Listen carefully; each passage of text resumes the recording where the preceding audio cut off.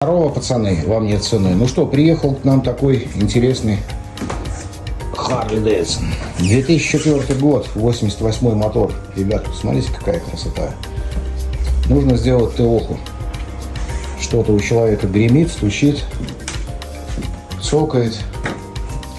На секундочку скажу вам, что парняга только-только купил первый Харлей. Вообще он второсезонник.